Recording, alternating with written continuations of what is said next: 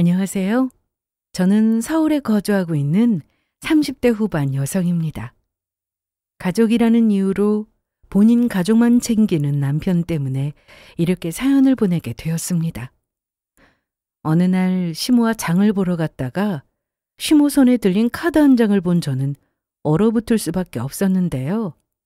아들이 한 달에 50만 원씩 이 카드로 쓰라고 줬는데 왜 그러니? 뭐 문제 있어? 순간 머릿속이 하얘졌습니다. 춘정 얘기만 나오면 돈 없다던 남편이었거든요. 그런 남편이 시모에게 카드를 줬다고 하니 기가 막혔죠.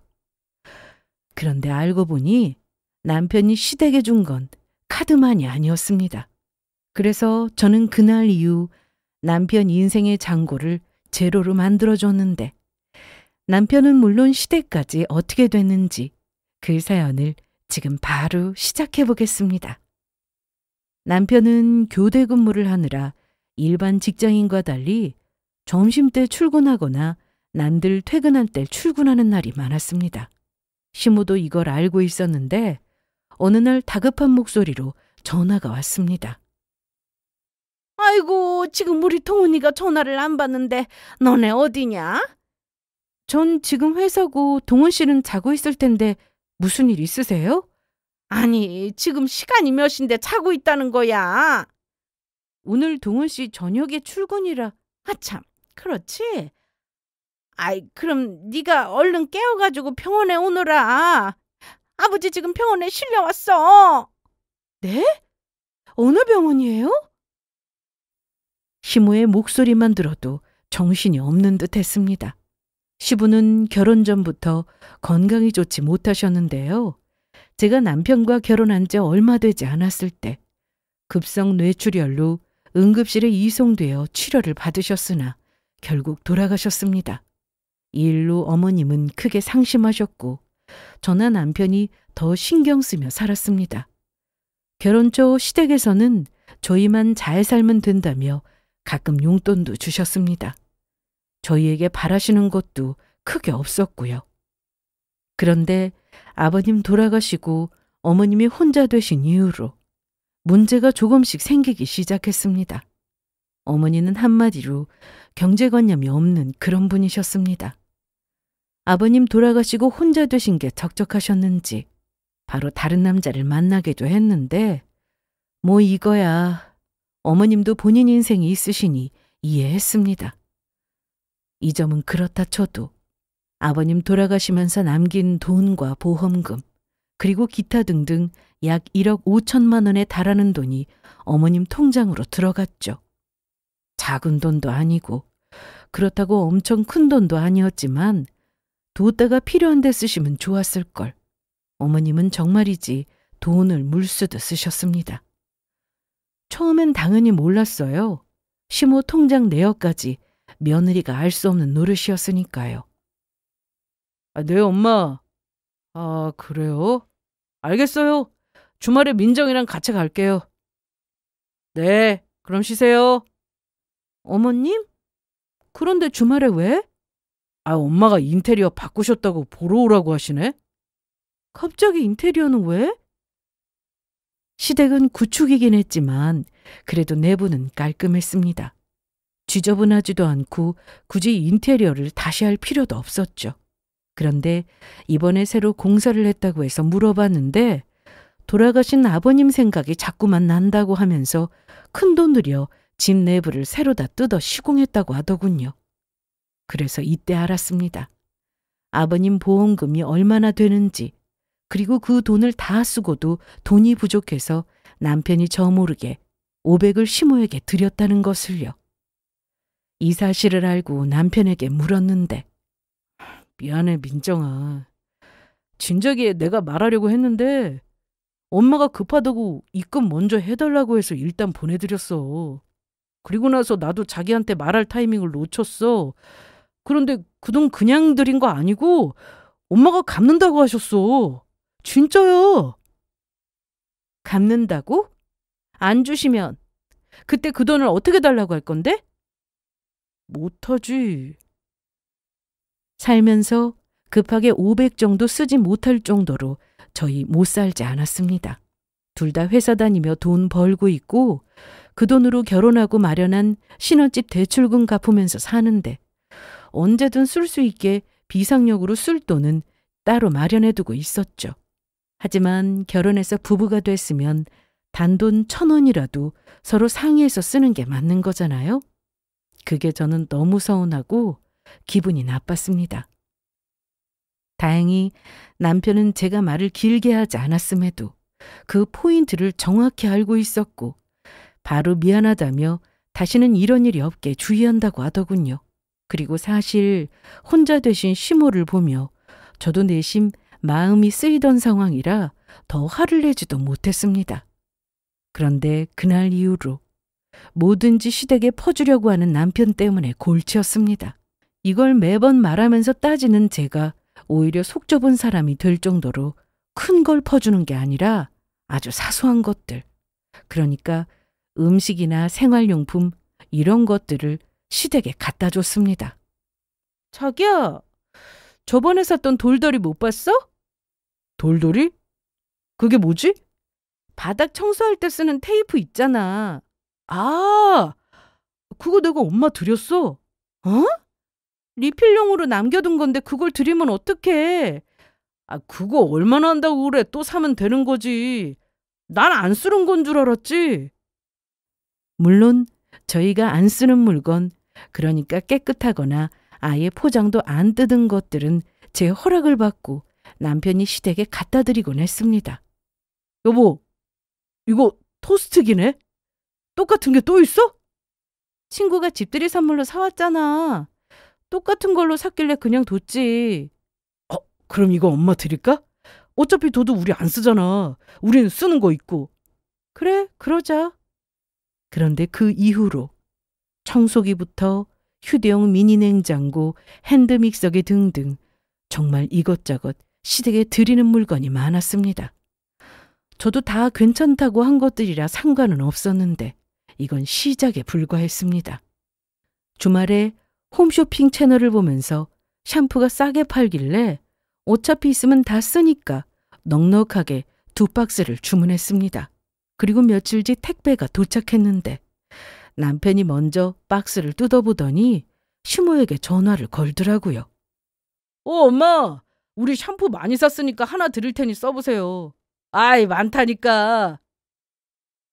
그런데 어떻게 딸랑 하나만 드립니까? 샴푸 이거 얼마나 한다고. 저도 이런 걸로 째째하게 굴기 싫어서 한 박스 드렸습니다. 사실 어머님께 아깝다는 생각은 하지 않았습니다. 사는 김에 좀 더 사서 드리는 거니까 큰 돈이 들어가는 것도 아니었고요.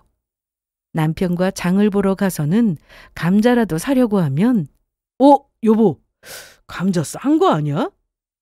그러네. 한 봉지 사자. 엄마도 드리게 2봉지 살까? 그러자. 얼마 안 하는데. 이런 식으로 마트에 가서도 뭔가 새로운 것이 있거나 냉동식품 같은 것도 꼭 2개씩 사서 하나는 시댁에 갖다 드렸습니다. 하지만 남편은 정도를 몰랐습니다. 어머님도 일을 하고 계셔서 생활비 정도는 혼자 충분히 벌고 계셨기에 저희가 매달 생활비를 드려야 할 정도도 아니었는데 뭐든 2배로 사야 하니 이게 은근히 돈이 들더라고요. 그리고 돈을 떠나서 남편은 친정일에는 1원 하나 쓰는 걸 아까워하는 사람이었으니 이게 저는 제일 불만이었습니다. 그동안 시댁에 작든 크든 신경 쓰며 살았으니 친정에도 돈 쓰는 걸 아까워하지 않는 사람이라 생각했는데 급하게 친정에 돈이 필요한 일이 생겼고 그중 일부를 제가 해드리고 싶다고 했더니 남편은 정색을 하더군요. 이런 사람이 시댁에 무한정 퍼주고 있었으니 제 입장에서는 당연히 화가 날 수밖에요. 그러던 어느 날 회사에서 제주도 항공권을 공짜로 받게 되었습니다. 새로 맡은 업무의 성과가 좋았던지라 저를 포함해서 팀원 모두가 받은 보너스였는데 남편과 시댁 일로 말다툼도 잦았고 여행 가서 다 풀고 오면 좋겠다 싶었죠. 자기야, 이리 와봐. 왜? 회사에서 제주도 간 항공권 받았는데 자리도 좋고 왕복이야. 그리고 숙소도 회사 연계된 곳이라 50%만 지불하면 되는데 연차 쓰고 다녀오자. 야, 진짜? 그동안 우리 대화도 별로 없었고 계속 이대로 지낼 거야? 오랜만에 여행 가서 기분 전환도 하고 오자. 남편은 제 말에 아주 좋아했는데 그렇게 여행 계획을 세울 생각이었습니다. 하지만 자기야, 그러지 말고 이 티켓 엄마 드리자. 뭐? 아니 해외면 모를까 제주도는 우리 형편에 언제든 갈 수 있잖아. 이 말에 결국 저도 폭발했습니다. 장을 볼 때마다 뭐든 하나씩 더 사서 시댁에 드리는 거. 저희 생활에 아무 타격 없습니다. 치사하게 그런 거 하나하나 꼬투리 잡아가며 남편한테 잔소리한 적도 없고요. 혼자 대신 시모가 안쓰럽고 짠해서 저도 뭐든 하나라도 더 챙겨드리고 싶은 마음이라 남편이 저렇게 행동해도 이해했습니다. 그런데 해도 너무 하더라고요. 그냥 우리가 다녀오면 안 되는 거야? 우리야 언제든 갈 수 있잖아. 자기 회사에서 또 이런 티켓 줄 수도 있는 거고. 당신은 왜 늘 어머니만 챙기는데? 우리 엄마도 챙길 수 있는 거 아니야? 이런 말을 하면서도 제가 치사한 걸 알고 있었습니다. 그런데 너무 서운했어요. 그런데 여기다 대고 남편이 한다는 말이 더 기가 막혔습니다. 아, 그럼 장모님 드리든가. 뭔 말을 못하게. 이번 일로 남편은 제 앞에서 시댁 얘기를 일절하지 않았습니다.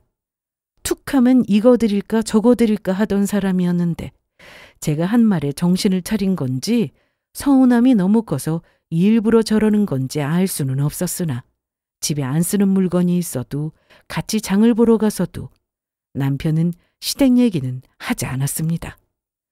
결혼할 때 양가 도움 안 받았고 둘 다 반씩 부담해서 결혼했으니 남편은 늘 생활비도 반반 강조하던 사람이었는데 본인이 뱉은 말이 있어서인지 시댁에 더는 뭔가를 해주려고 하지 않더라고요.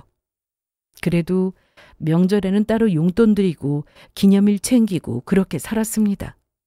시모와 거리 두고 안 보고 살 것도 아니고 며느리로서 할 건 하면서 지냈죠. 회사를 다니고 있어서 시댁에 자주 가지는 못했으나 그래도 시모와 연락은 하며 지냈고 종종 시모와 둘이 만나 장을 보러 가기도 했습니다. 이날도 시모는 장 볼 게 좀 많으니 같이 가자고 연락이 왔고 마침 토요일이라 일찍 준비해서 시댁으로 갔습니다. 어머님, 시장 건너 주차장에 주차하면 되는 거죠? 어? 아니야, 오늘 시장 안 갈 거야. 그럼요. 마트로 가자. 회원권인가 그것도 끊었어. 시모는 평소 마트에 가면 비싸기만 하다며 특히나 연회비를 내야 하는 대형마트는 더더욱 왜 가냐고 하셨던 분입니다. 그런데 이날 저에게 회원권을 보여주시더라고요. 말씀으로는 친구분과 같이 쓰는 거라며 큰맘 먹고 끊었다고 하셨는데 시댁에서 해당 마트까지는 거리도 좀 있었고 두 분 다 차가 없으셔서 장 보고 집에 오는 것도 쉽진 않으실 텐데 하는 생각이 들긴 했습니다. 암튼 이날 어머님을 모시고 마트로 갔고 어머님은 카트에 이것저것 많이 담으셨습니다. 어머님, 이거 말고 저걸로 사세요. 가격 대비 양도 많고 저게 맛도 더 좋은데. 아니, 뭘 그렇게 비교하고 그래? 촌스럽게. 난 이거 살 거야. 이렇게 장을 봤는데 카트가 거의 찰 정도로 가득했습니다. 그런데 같은 상품을 2개씩 담으시길래 혹시나 친구분과 나누려고 하시는 건가 싶었는데 그게 아니었습니다. 처음부터 친구분과 같이 쓰려고 회원권을 끊은 것도 아니었어요. 바로 만나고 있는 남자분께 드리려고 장을 볼 때 늘 2개씩 사셨던 겁니다. 그것도 모르고 저는 어머님과 오랜만에 장을 보러 온 거라 제가 계산할 생각을 하고 있었습니다. 계산대로 향하면서 제가 지갑을 꺼냈더니 너 지금 뭐 하는 거야? 지갑 꺼내려고요. 아유, 됐어. 내가 오자고 했는데 내가 결제할 거야. 그러면서 어떻게든 제 지갑을 다시 가방에 넣으려고 하시더군요. 그리고 그때 시모 핸드폰으로 전화가 왔습니다. 네, 여보세요. 지금 며느리하고 마트 왔어요. 우리 며느리 차 타고 편하게 왔죠. 그거 샀어요. 똑같이 2개씩 샀으니까 내일 가지러 와요. 네, 들어가서 전화할게요. 딱 봐도 그냥 친구분도 아닌 듯 했고 시모가 콧소리까지 내는 걸로 봐서 남자인 듯 했습니다. 자세히는 못 들었지만 얼핏 남자 목소리 같았고요. 어머님, 누구세요? 아이, 친구.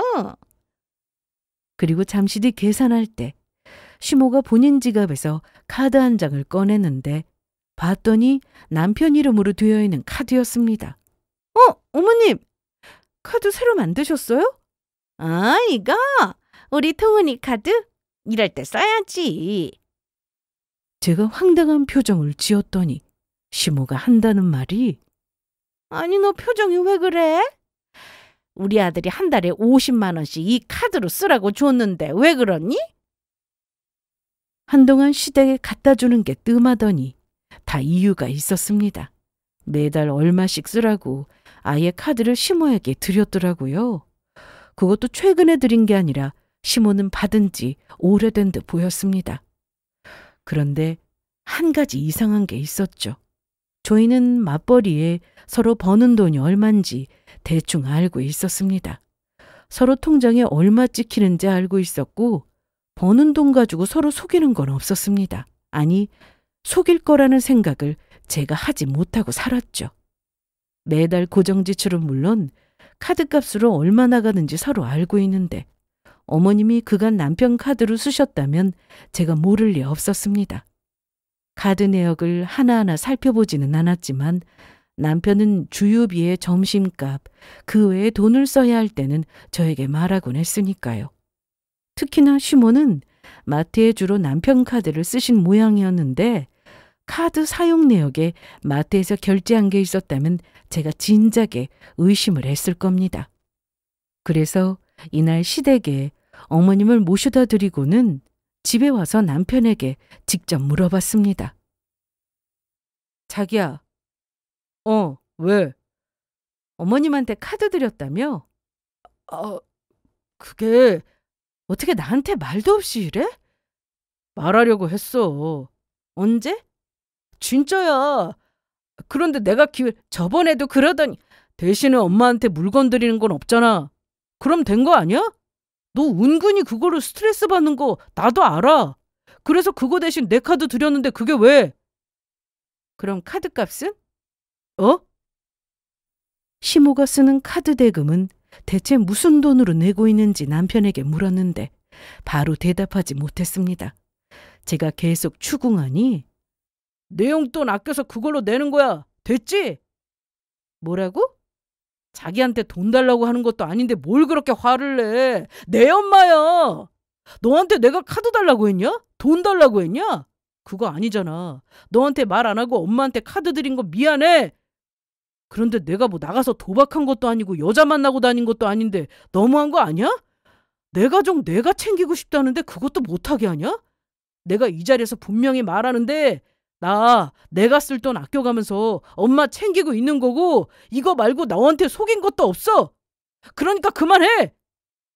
정말 이게 다야? 그래. 내 말이 거짓말이면 내 손에 장을 지진다. 아니, 네가 하라는 거 다 할게. 이혼하자면 이혼도 하겠다고. 이래야 믿을 거 아니야? 그런데 어머님 그 사람 아직도 만나셔? 그 사람? 그때 정리했다고 했잖아. 갑자기 그 얘기는 왜 꺼내? 마트에서 그 사람하고 통화하시는 것 같던데 장 본 것도 똑같은 걸로 2개씩 산 거 보니까 그 사람 드리려고 하는 것 같고 그때 내가 말했잖아. 그 사람은 아니라고. 빨리 정리. 야, 이민정! 남편은 갑자기 소리를 질렀습니다. 우리 엄마도 본인 인생 좀 살겠다는데 그걸 꼭 그렇게 방해해야겠냐? 뭐? 그래, 정리 안 했어. 여보, 네가 뭔데 우리 엄마 인생까지 마음대로 하려고 드냐?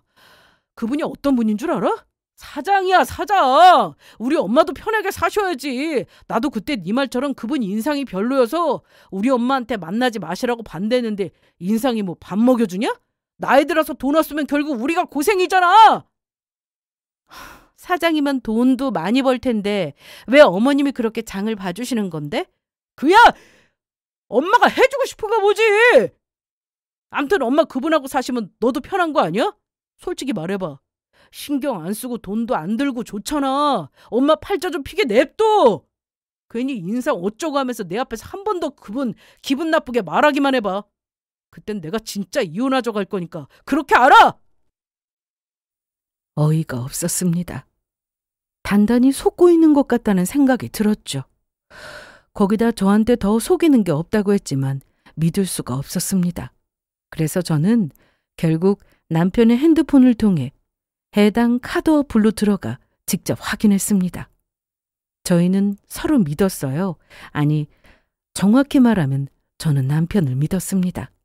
시댁에 계속해서 뭔가를 주고 싶어 할 때도 저한테 하나하나 다 물어보던 사람이었고 통장까지 깔끔하게 오픈한 사람이었기에 매달 제가 남편이 어디에 돈을 쓰는지 확인할 필요도 그럴 생각도 안 하고 살았습니다. 그런데 시모가 가지고 있던 카드는 저도 처음 보는 거였고 남편이 새로 발급받은 것 같았죠. 남편이나 저는 핸드폰을 잠그지 않았기에 언제든 볼 수 있었는데 이날 남편이 씻으러 들어간 사이 남편의 핸드폰에서 해당 카드 어플로 들어갔고 이용대금 명세서를 확인하니 매달 시모가 쓴 내역이 그대로 나왔습니다. 그리고 결제 정보를 보니 결제 계좌는 남편의 다른 은행으로 되어 있었습니다. 그래서 해당 은행 어플도 직접 확인했습니다. 은행 인증서 번호는 원래부터 알고 있었는데 혹시나 이 은행도 비밀번호가 같을지 싶어 일단 눌러봤는데 맞았습니다. 그런데 뭔가 이상한 게 있었습니다. 내역을 보니 그간 남편이 저에게 연봉을 속였다는 걸 바로 알 수 있었죠. 저 모르게 비상금을 모으고 있었습니다. 매달 월급날 이 통장으로 일정 금액이 이체가 되고 있었는데 월급에서 일부 떼어 해당 통장으로 보내놓고 여기서 시모에게 준 카드값도 내고 그것도 모자라 시모한테 따로 돈까지 많이 보냈더라고요. 어이가 없었습니다. 친정에 갈 때 선물 하나 사는 것도 가격 비교하던 인간이 시댁에 돈 보내는 건 아무렇지 않았다니 배신감이 몰려왔죠. 그동안 둘 다 월급날이 되면 가장 먼저 나갈 돈을 빼놓고 남은 돈으로 생활했습니다. 그마저도 제 개인적인 사치로 돈이 나간 적은 없었어요. 일단 대출을 빨리 갚는 게 제 목표였기에 결혼 초부터 좀 부족하게 살아도 불만 없었습니다. 그런데 남편이란 놈은 저 모르게 딴 주머니를 차고 그것도 모자라 시댁에 돈이나 퍼주고 있었으니 이때 제가 받은 배신감은 정말 컸습니다. 저한테는 임의로 자기 연봉을 줄이고 그만큼의 돈을 계속해서 시댁에 주고 있었던 겁니다. 그런데 시모의 카드 내역서를 보다가 뭔가 이상한 점을 하나 발견했습니다. 모텔 결제가 된 내역이 있었는데 시모가 집 놔두고 모텔을 갈 일이 과연 뭘까 싶더라고요. 그 순간 그 사람이 떠올랐습니다. 어머님이 만나고 계신다던 그분이었죠. 남편이 저에게 큰 소리까지 쳐가며 현재 그분을 만나 어머님이 공주 대접을 받고 사신다고 했는데 제가 볼 땐 전혀 아니었어요. 물론 그렇다고 해도 어머님이 식재료 챙겨주고 모텔비도 내고 그럴 수 있습니다. 하지만 그걸 다 떠나서 일단 그 남자는 느낌이 너무 좋지 않았습니다. 저도 몇 번 뵌 적이 있었는데 인상이 너무 별로여서 남편에게도 두 분이 안 만나셨으면 좋겠다고 한 적이 있었죠. 그때 남편도 제 말에 동의했었고요. 하지만 남편은 어머님도 본인 인생이 있으신데 아무리 자기가 자식이라고 해도 그런 것까지 터치할 수는 없다고 하면서 저한테도 그런 말을 입 밖으로 내지 말라고 했습니다. 남편의 말이 틀린 건 아니었습니다. 그런데 제가 계속 별로라고 생각했던 이유는 따로 있었어요. 어머님께서 만나는 사람이 생겼다고 했을 때 저나 남편이나 처음엔 놀랐습니다. 저희한테 소개를 해주고 싶다고 하셔서 같이 밥을 먹은 적이 있었는데 상당히 무례하다는 느낌을 받았습니다. 고깃집에 가서 식사를 하는데 답을 정해놓고 계속 주문을 하시더라고요. 저희 배불러서 고기는 그만 시키셔도. 무슨 소리? 오늘 같은 날 실컷 먹는 거지. 사양 말고 먹어요. 먹지도 않을 건데 고기를 계속 주문하고 후식 냉면도 안 먹을 건데 강제로 인당 하나씩 시켰습니다. 이럴 거면 애초에 왜 물어보나 싶었죠. 결국 다 남겼습니다. 기분이 좋다며 술도 강요했는데 조금만 따라주세요. 아니, 난 그런 거 없어. 주는 대로 마셔. 초반에는 한두 마디는 존대하시더니 이내 곧 야, 너 이런 식으로 반말을 하셨습니다. 이날 어머님의 남자친구분께서 저녁을 사주신다고 하여 만난 자리라 불쾌해도 티내지 않으려고 노력했습니다. 하지만 저는 이분의 말투나 행동이 너무 마음에 들지 않았습니다. 옆 테이블에 있던 한 커플을 보고 뭘 저렇게 실실 쪼개냐고 하시고 저희한테 용돈을 주고 싶다며 지갑을 꺼내서는 너 갖고 싶은 만큼 지폐 다 꺼내봐. 이러시는데 아무리 돈이 많다 한들 저렇게 지갑을 꺼내서 돈이 얼마 있는지 다 보여주는 건 아니다 싶었죠. 뭔가 일부러 과시하려고 하는 듯한 모습이었습니다. 저는 괜찮다고 사양했는데 부모한테 교육을 아주 잘 받았네. 자, 기분이다. 받아! 이날 남편에게는 계속해서 야라고 부르며 이리 와서 술을 따르라며 마시게 했고 아직 혼인신고를 해서 시아버지 자리로 만난 것도 아닌데 어머님께 자주 전화드리고 찾아뵈어야 한다며 잔소리도 하셨습니다. 이날 소주 3병을 혼자 거의 다 드시고는 20분 거리 본인 집에 직접 운전하고 가셨어요. 물론 이날은 몰랐습니다. 대리기사를 불렀다는 말에 저희 먼저 집에 갔는데 며칠 뒤 시댁에 갔다가 두 분이 통화하는 내용을 듣고 그날 직접 운전해서 집에 갔다는 사실을 알게 되었죠. 그래서 저는 남편에게 두 분 못 만나시게 해야 한다고 강력하게 말했으나 남편은 제 말을 듣지 않았습니다. 어머님도 그 남자에게 단단히 홀린 듯 보였고요. 대화 내내 돈이면 다 되는 줄 아는 사람 같았는데 문제는 그분이 돈이 또 그렇게 많은 사람도 아니라는 거였습니다.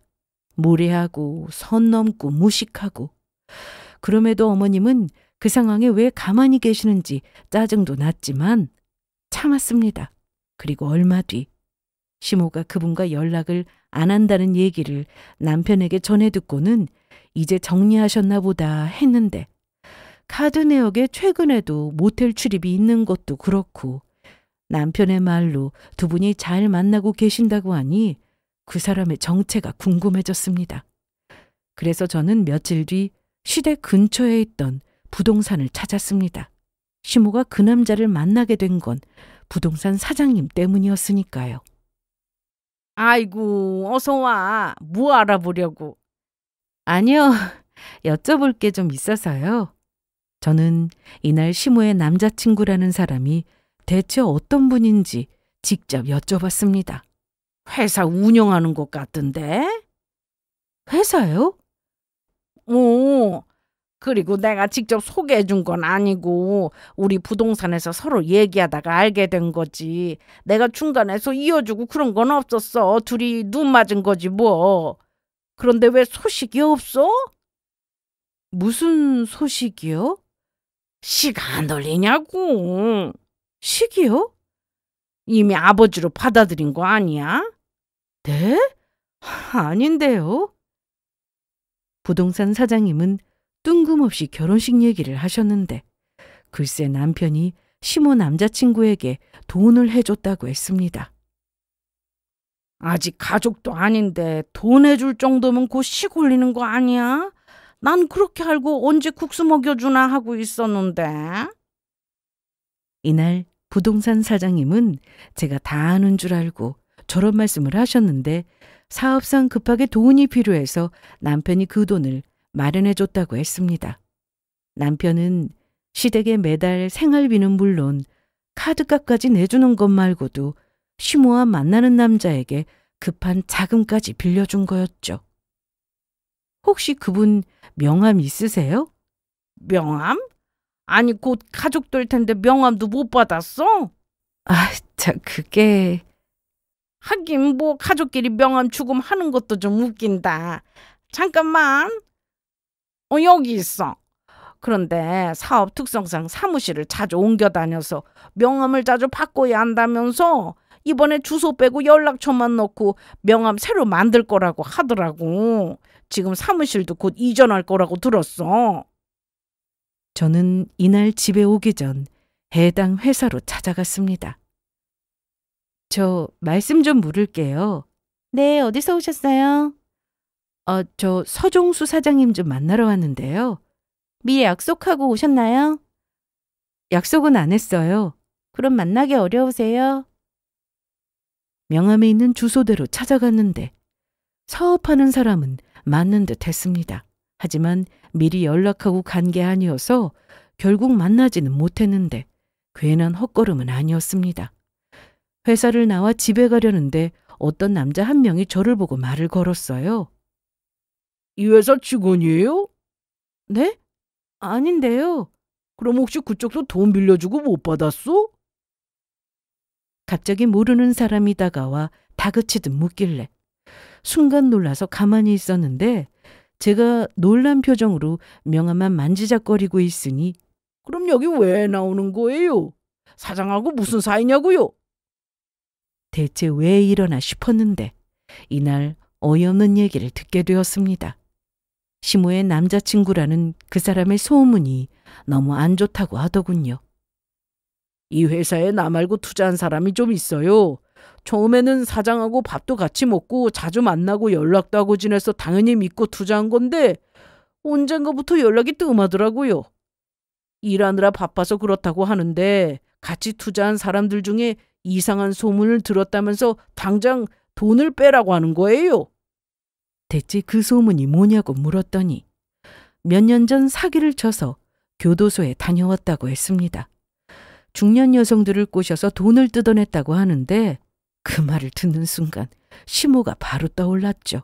그리고 다른 지역에서도 사무실 하나 차려서 투자 명목으로 돈을 받고 잠적하는 수법으로 여러 사람 물렸다고 하는데 이런 얘기가 자꾸만 들려오니 불안해서 돈을 빼고 싶다고 했습니다.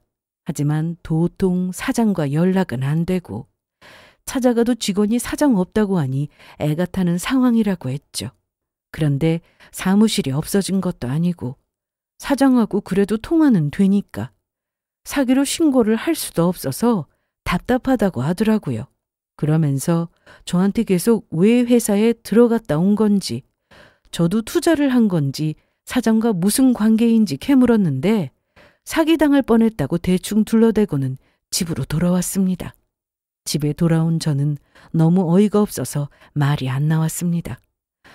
남편이 그간 저를 속였다는 것도 기가 막힌데 시모가 이상한 사람과 만나고 있다는 사실도 황당했죠. 사실 다른 거 다 떠나서 음주운전을 한 그 자체만으로 이미 만나면 안 되는 사람이었습니다. 그런데 제가 시모를 따라다니면서 말릴 수도 없는 노릇이었고 정리했다는 그 말을 믿고 안심했는데 그동안 계속 만나고 있었다니 이를 어쩌나 싶었죠.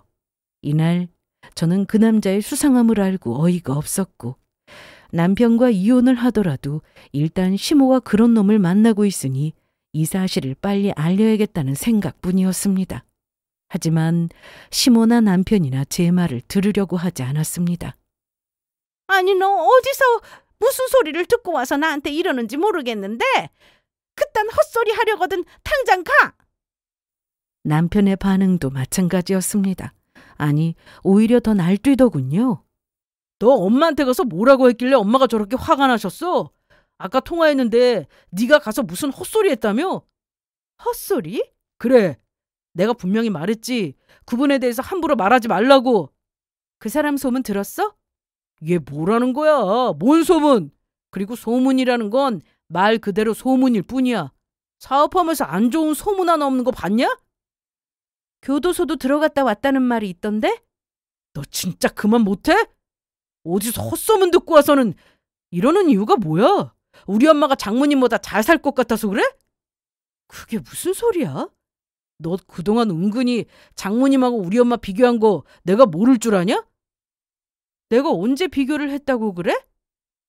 이날 남편은 말도 안 되는 소리를 늘어놓기 바빴는데 친정 형편이 시댁보다 좀 더 나아서 제가 그동안 시댁을 무시했다고 하더군요. 거기다 아버님이 돌아가시고 나서 어머님이 혼자 되시고 난 뒤 친정과 더 비교하게 되는 것도 싫었다고 했고요. 그러면서 시모가 돈 많은 사업과 결혼하면 친정엄마보다 팔자가 더 피는 거라면서 그게 배 아파서 이러냐고 했습니다. 너 여기서 한마디만 더 해라. 당장 이혼이야. 우리 엄마 안 불쌍하냐? 그분하고 결혼하시면 엄마 팔자 피는 거야. 길게 보면 너랑 나한테도 좋은 건데 왜 이렇게 깽판을 치려고 그러는데? 아, 그래서 그 사람한테 돈도 빌려줬어? 뭐? 얼마 전에 나한테 그랬지. 더 속이는 거 없다고. 당연하지. 없어. 진짜 없어. 내가 돈이 어디 있다고 빌려주냐? 누가 그래? 누가 그러냐고? 누구라고 하면 가서 따지게? 지금 이 상황에 누군지가 중요한가? 돈을 빌려줬는지 아닌지가 더 중요한 거 아니야? 맹세코 아니야. 그런 적 없어. 네가 뱉은 말 책임져.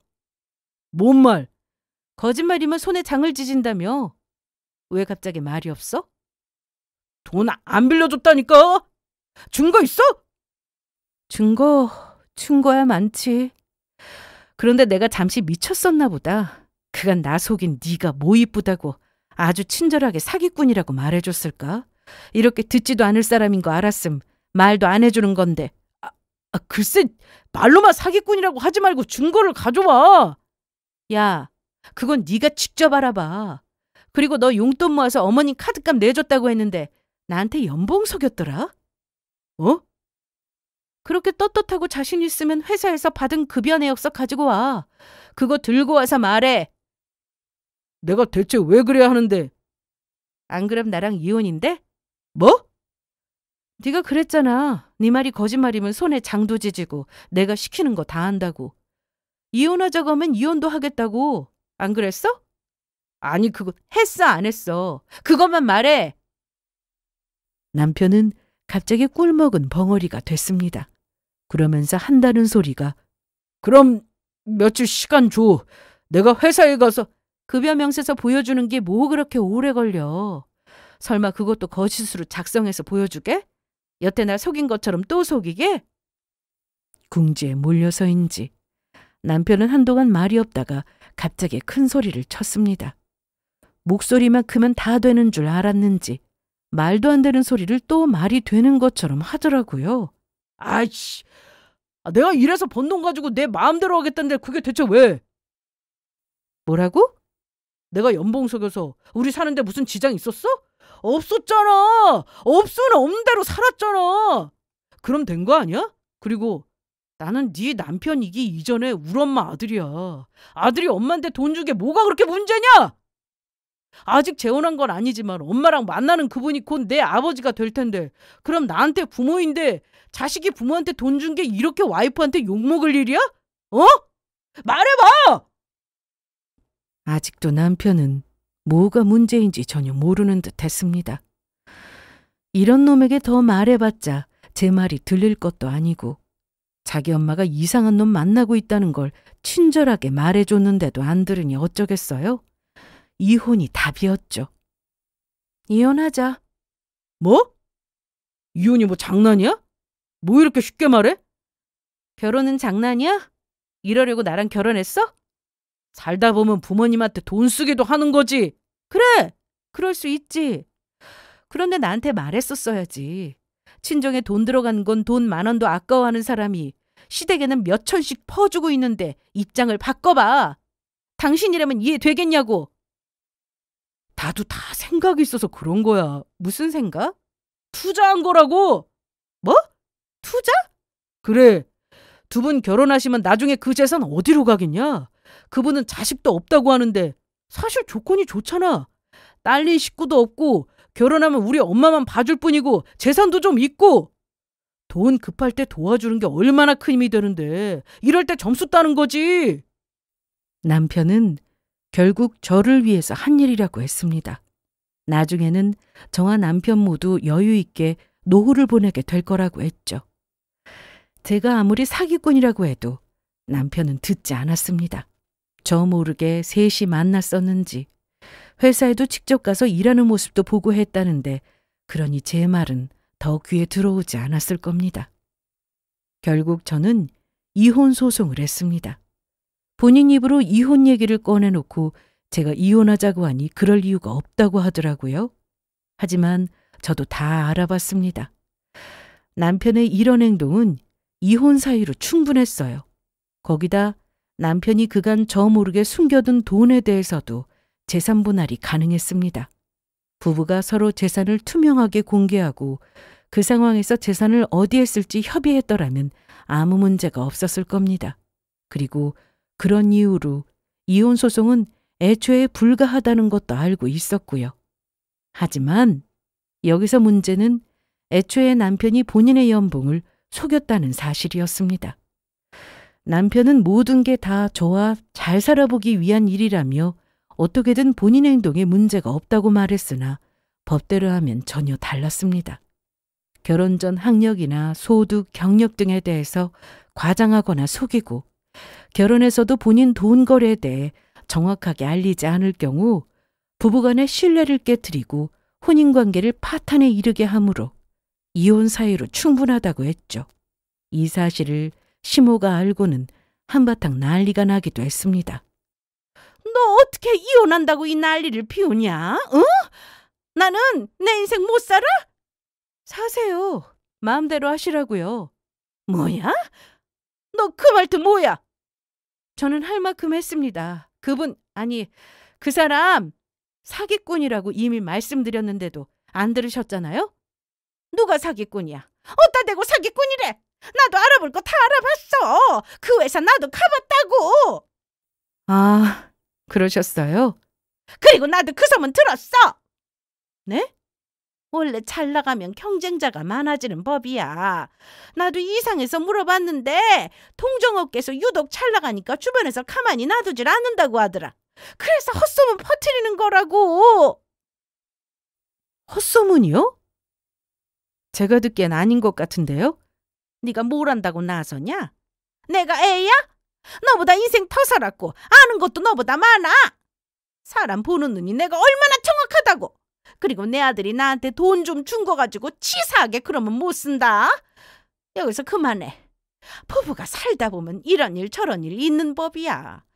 혹시 알아? 내가 시골리고 나서 니네 해외여행이라도 보내줄지?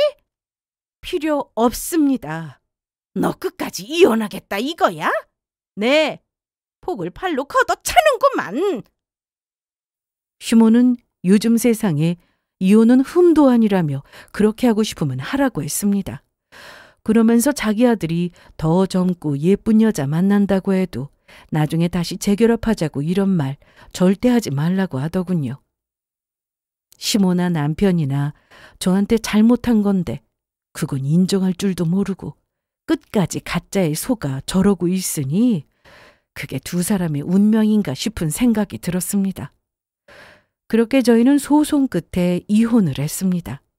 과정은 참 지저분하고 입에 담기조차 싫을 정도로 힘들었는데 그만큼 다시는 하고 싶지 않은 게 이혼이더라고요. 당연히 재산 분할도 정확히 했고 특히나 전 남편이 저 모르게 따로 빼돌린 돈에 대해서도 재산 분할을 했습니다.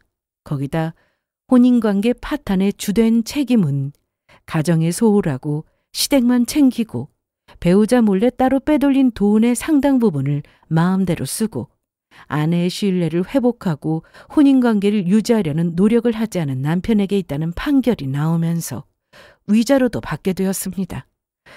큰 돈은 아니었지만 제가 원하던 판결이라 속이 다 시원했습니다. 그런데 이혼하면 제가 후회하게 될 거라던 전 시모와 전 남편은 이혼 소송 중에 큰일을 겪고야 말았습니다. 전 시모의 남자친구, 그러니까 그 사기꾼이 전 시모의 재산을 들고 튀었거든요. 그 일로 전 남편은 저한테 사과할 테니 이쯤에서 소송을 그만두자는 말까지 했었습니다. 저는 당연히 그 말을 무시했고 끝까지 소송해서 이혼을 했죠. 전 남편은 전 시모의 집을 담보로 대출받은 돈을 그놈이 가지고 가서 연락두절이 되었을 때 바로 신고하자고 했는데 전 시모가 일 때문에 바쁜 거라며 좀 더 기다려보자고 했다더군요. 그 때문에 더 멀리 도망하는 시간만 벌어준 셈이죠. 비슷한 시기에 추가로 다른 사람들한테 사기를 쳤는지 피해자는 점점 더 늘어났는데 뒤늦게 전 남편이 신고하러 경찰서에 갔다가 신고한 사람이 엄청나다는 사실을 알게 된 거였습니다. 결국 전 남편은 저와 이혼하고 전 시모 집에 들어가 살면서 빚더미에 앉게 되었습니다. 대출이자를 못 내고 연체되기 시작하면 아마도 집이 넘어갈 텐데 그걸 어떻게 감당할 수 있겠어요? 그러니 아쉬운 마음에 저를 찾아왔습니다. 다시 재결합해서 자기 좀 도와달라는 헛소리를 하더라고요. 뭐 잘못 먹었어? 그러지 말고. 그때 그렇게 말해줬잖아. 안 들은 건 너고. 그래, 네 말 안 들어서 내가 지금 이 모양으로 사는데 좀 도와줘. 착각하지 마. 아직도 우리가 부부라고 생각하는 거야? 너는 아버님 목숨값으로 들어온 그 많은 돈 그새 그 남자랑 다 쓰고 일을 이 지경으로 만든 어머님이 이해가 되니? 나라면 돌아가신 아버지가 먼저 생각날 것 같은데. 그런데 넌 아니었지. 어머님이 사업가랑 만난다고 하니까 오로지 돈만 생각하면서 나중에 돈 받을 생각에 신나서는 어떤 사람인지 제대로 알아보지도 않았잖아. 나도 알아. 인정해. 내 잘못. 그런데 인정한다고 뭐 달라지는 게 있어? 지금 빚 갚는 게 우선이라고. 우리가 이혼한 건 내가 너한테 말도 없이 우리 집에 돈 주고 신경 쓰고 살아서잖아. 아니야? 우리가 서로 싫어서 이혼한 게 아니잖아. 우리 다시 합치자. 잘 살아보자. 같이 빚 갚고 하면 엄마가 그 집 네 명의로 해주시겠다고 그랬어. 너나 가져. 열심히 일해서 빚도 갚고. 그리고 그 집 네가 가지면 되겠다. 애초에 첫인사하는 자리에서 야, 너 말 함부로 하고 술 마시고 운전대 잡는 놈이면 말 다 했지. 뭘 그렇게 사람을 겪어봐야 안다고 그랬어? 결국 사기꾼한테 기회를 준 건 너랑 니네 엄마야. 그리고 너한테 빚이 없어도 난 너랑 재결합 안 해. 절대로. 왜? 툭하면 거짓말하고 사람 속이는데 그런 놈하고 어떻게 사냐? 이제 안 그런다고. 너무 늦었다는 생각은 안 드냐? 사기꾼 잡아서 그 돈 꼭 받아내. 그런데 잡아도 받아내긴 어려울 것 같네. 소문에 의하면 피해자들한테 돈 안 주고 감옥 갔다고 했거든. 그날 이후 전 남편은 그놈 잡으려고 사방팔방 돌아다녔는데 결국 몇 달 뒤 그놈이 잡혔다고 했습니다. 하지만 역시나 이미 돈은 다 탕진해서 받아낼 돈이 없는 상황이었죠. 저도 아는 지인에게 건너 들은 거라 더 자세히 알 수는 없었지만 재판 중이라고 했습니다.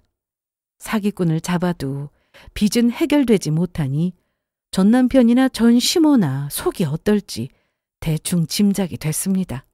좀 더 빨리 이혼했어야 하는 아쉬움이 남긴 하지만 그래도 현재 이혼해서 홀가분하게 혼자가 된 것에 대해 참 다행이다 생각이 듭니다. 두 사람 모두 제 말을 듣지 않은 것에 대해 후회한다는 걸 전해 들었는데 그럼 뭐합니까? 이미 제 마음은 다 떠나버렸는데. 요즘 저는 그 어느 때보다 사는 게 재밌습니다. 일도 재미있고 퇴근 후 회사 사람들 친구들을 만나 맥주 한잔하며 스트레스도 풀고 종종 여행 다니면서 살다 보니 이게 진짜 인생인가 싶더라고요. 가정 꾸리고 애도 낳고 그렇게 사는 것도 중요하겠지만 아직 저에겐 그런 기회가 주어지지 않은 걸로 봐서 혼자의 삶을 좀 더 즐겨보려고 합니다. 그럼 제 사연은 여기서 마칠게요. 끝까지 들어주셔서 감사합니다.